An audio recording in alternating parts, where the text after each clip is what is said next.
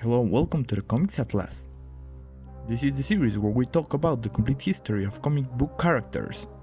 Today is Saturday for Thor, yet our hero isn't in the greatest of moods, since he was drained of half his power by Asgard and defeated by Hercules, the Prince of Power. He decided to leave everything behind and think of his honor and his future. We'll cover issues 127 through 130 of Thor. Let's jump on the Bifrost and get amused.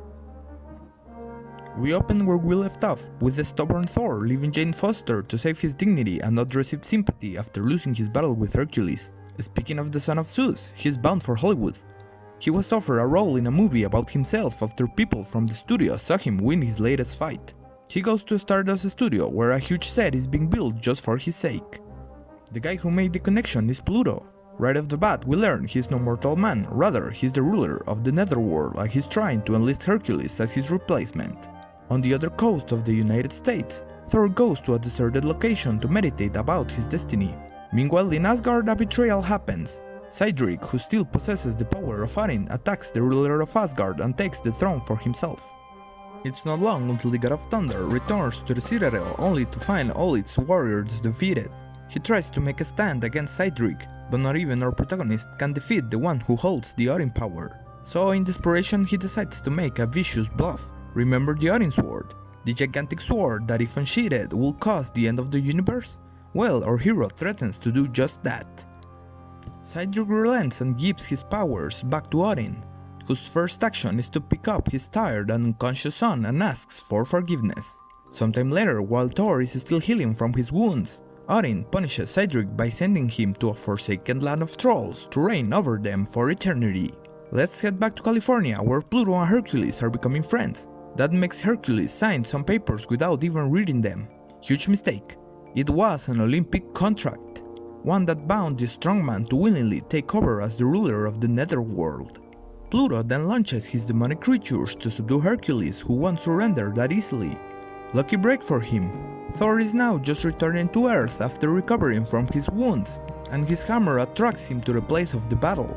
The former enemies team up for a moment while Pluto takes his case to the greater Olympic authority Zeus, the god of thunder, and the Olympian split, leaving the new ruler of the Netherworld to deal with his own problems alone. Mount Olympus is our next destination. Pluto shows the signed contract to Zeus, who despises the means by which he got it, but still declares the rules must be followed.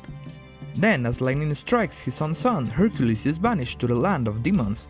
The only break he gets is written on fire. Find you one who will fight in thy stead, one who will risk the Netherworld himself to save thee. We all know where this is heading. The man who will do the fighting is back in New York, free from all the guilt and shame that were inside his heart last time. He meets Jane Foster at their place and is introduced to her new roommate, Tana Nile. A weird woman indeed, her presence alone makes Thor kneel to her. But that'll be important later. For now Thor must make one last trip to Asgard, to inform his father of his decision to marry his loved one, whatever the consequences may be. Balder's already waiting for him under the guidance of Odin. Convenient, I guess. Or not so. It's the Asgardian Day of the Three Worlds. Thor is to stay in limbo as the prophecy states that the god of thunder shall stake it all in three worlds on behalf of another. So our hero's plan to quit is postponed until he completes his mission. A Greek mission it'll be. Hercules is rejected by every other Olympian and Thor is summoned to fight on his behalf against Pluto. Enter the Netherworld and some pretty neat artwork. Thor's first enemy is Cerberus, who he quickly defeats to carry on. He arrives at the main show just in time to stop Pluto from crowning Hercules as the king of the dreaded domains. He is saved for an instant as his contract disallows any interference with the Asgardians' fight. And what a fight it is! Our blonde friend crushing tanks and kicking the crap out of Netherworld's hordes.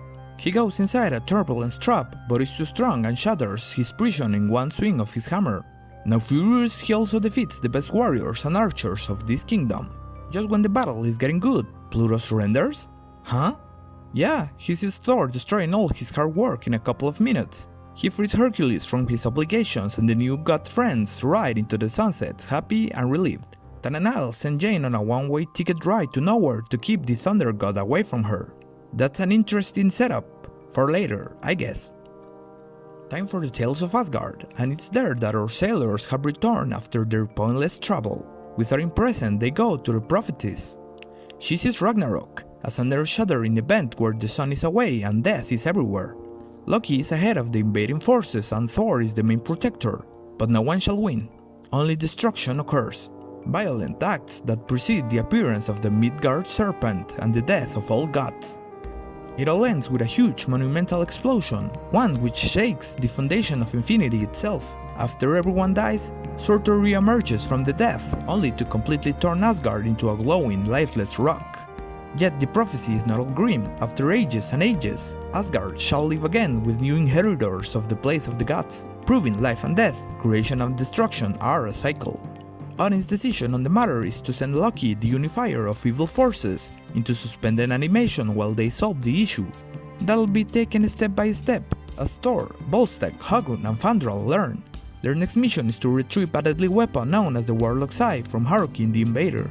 The four friends must free the city of Muspelheim from the invading army. They get themselves in trouble quickly enough, but they're strong, and Thor goes on to defeat evil Hercules. Now searching for the Warlock's Eye, he impersonates his counterpart to complete the mission. To put it simply, this was pretty darn good. I love the idea of Thor and Hercules working together to escape from the Netherworld. They were originally just strong guys flexing in front of one another, but now that they're battle brothers, they just make more sense. I'm all up for a tale about humility and redemption. Pluto is kind of a weak villain, but in the end the story wasn't about him, so no worries. On the other hand, Thor's quest for forgiveness and honor may have been too short, but I love the action they come up with in these panels. It's just beautiful to see Asgard, the Netherworld and Olympus, whether all nice and tidy or messed up by someone. In the Tales of Asgard, again I love the two stories in issues 127 and 128, the visualization of Ragnarok. It's nice that we actually get to see a lot of the Asgardian mythos rather than it just being mentioned. It gets you hyped up for this to happen, even though I know it'll be a long time ahead. Just excellent stuff. Anyway guys, that's it for today. Don't forget to leave your like, share and subscribe down below. You can also check my other playlist on heroes such as Spider-Man and Daredevil. This is the Comics Atlas and I wish you all a nice existence.